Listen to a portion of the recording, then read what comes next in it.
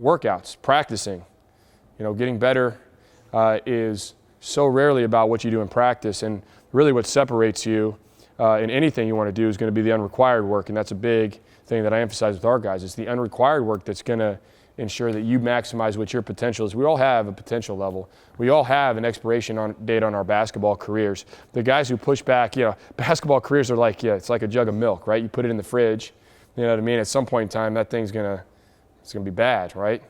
And you go to pour it, into your bowl of cereal, right? And you take a bite, right, of your Fruity Pebbles or whatever, and that milk is sour. So everybody's got an expiration date on their career in the game of basketball, right? The guys who push it back are the guys who are doing the unrequired work that's not asked of you, right? If you only show up to practice and that's the only time you work, you might be the best player on your current team. Absolutely, you very well may be. But what you've done is you put a cap on where you can go and what you can be. Because you're not doing the extra stuff, right? So, when I was working for the Houston Rockets, I'd get to the Toyota Center at about 7 a.m., right? That's where they play the games.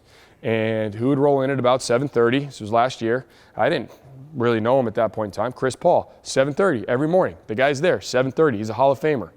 He's already a Hall of Famer. He could stop playing. He's already made all kinds of money. He's got, wife, kids, family, and he's a family man, absolutely. But 7:30 every morning, there he is. Well, who's the second guy that shows up in the gym?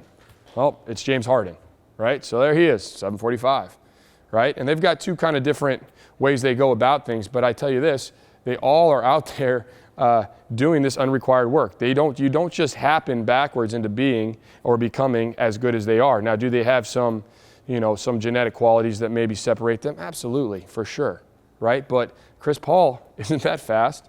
He's certainly not that tall, that long, or that athletic. James Harden, he's not fast. He can get off the ground a little bit, but, if he stops working out for 2 or 3 weeks, he can gain quick 10 pounds and be a fat guy pretty quick. You know what I mean? He knows that. So that's why, he's getting in there. He's on the treadmill. He's got like full sweats on, and he's hammering out a sweat before he takes the court. And every day he does his work, he practices, and then after practice he has his post-practice routine, right? So all these things that come together, there's no coincidence why these guys are so good, why they are as good as they are. After I got done playing college, I was fortunate. I got to play 8 years professionally. I played in the NBA Development League, won a championship there, won a Euro Challenge championship in Germany, played in Spain, Italy, Portugal, New Zealand, traveled the world playing. And nowhere I went was I, one of those genetic type freaks, right? I wasn't the 6'8" guy with the long arms who could jump out of the gym. That wasn't what I was, but I was a guy who would just outwork people. And so I kept doing that and I kept staying with that. So Clint came into the arena last summer, right?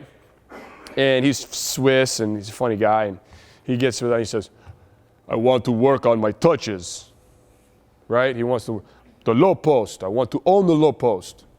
Okay, no, Clint, forget about the low post. One of Mike D'Antoni's favorite sayings is live by the post, die by the post. Hakeem Olajuwon ain't walking through those doors, and it's a different style of game. So you know what we did with Clint?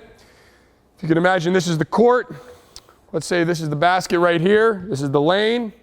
Put a chair right here in the deep corner area and put a chair right here in the high slot area.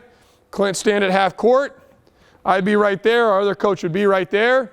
Clint would sprint to the low chair, set the screen, spin out. We'd throw a lob. He'd dunk it. He'd sprint back to half court, come over to my chair, set it, spin out, lob, dunk. We had chairs over there. We'd go to the other side. We'd do the same thing. We'd do it for 30 minutes. We'd shoot free throws. And he'd come and say, what do we do now? We do the same thing again for 30 more minutes. If you want to make $90 million, all you need to do is screen, roll, catch lobs, get rebounds, block shots. That's it, right? What happened was I was working with a couple guys. One, his name is Robert Covington. The other's name is Tyler Johnson. So those were two guys who were undrafted who easily could have said, dang, I didn't make it. I didn't get drafted. Everybody has aspirations of that. And, what next, right? Well, both of those guys continued to work. They both went to the NBA Development League. And then Tyler signed at that point in time, which was what would have been the largest contract for an undrafted player in NBA history, $50 million.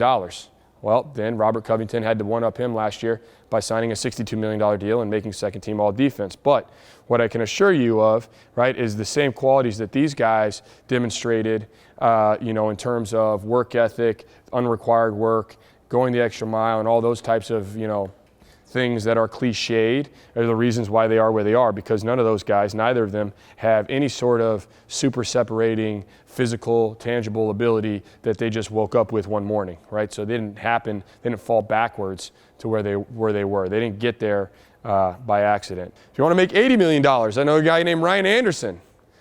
He can barely walk and chew gum. He can defend his shadow, barely. His shadow sometimes is a little, whoa, you know what I mean?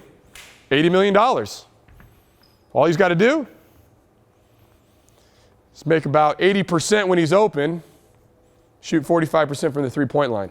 The interesting thing about that, if you think about it, good three-point shooters shoot 40%. That means 60% of the time you miss, you fail, right? 60% of the time, right?